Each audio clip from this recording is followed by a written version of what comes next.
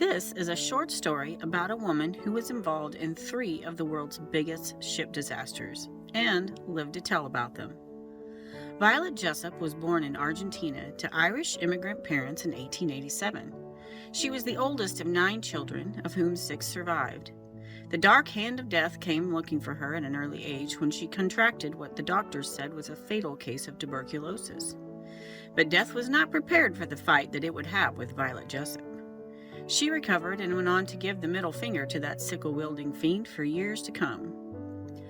Violet's father died when she was 16, and the family moved to England, where Violet entered a convent school and cared for her younger siblings while her mother was working as a stewardess at sea.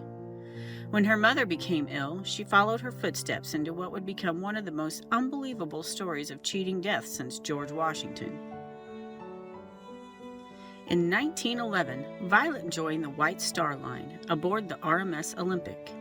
She was on board on September 20th, 1911, when the Olympic collided with the British warship HMS Hawke.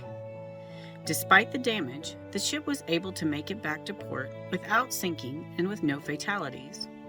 You would think that would be enough to deter someone from seafaring, but in 1912, she signed articles to serve aboard the HMS Titanic. Probably thinking, nothing to worry about here, it's unsinkable, and that Jack guy, he's kind of cute. Okay, just kidding about that part.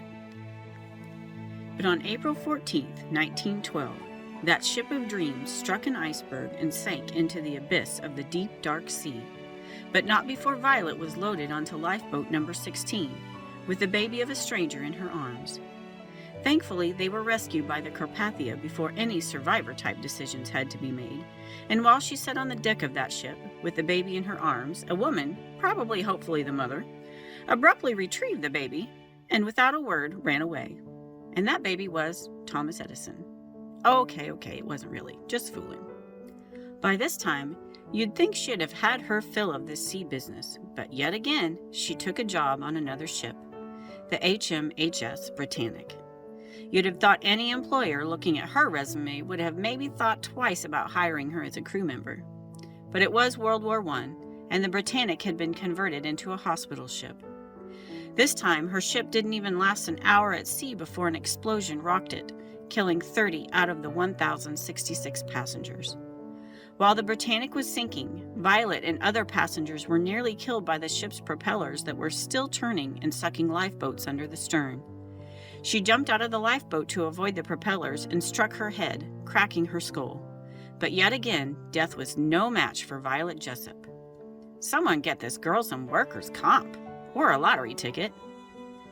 Violet went on to work on large ships for another 34 years until she retired at the age of 63 to Suffolk, England.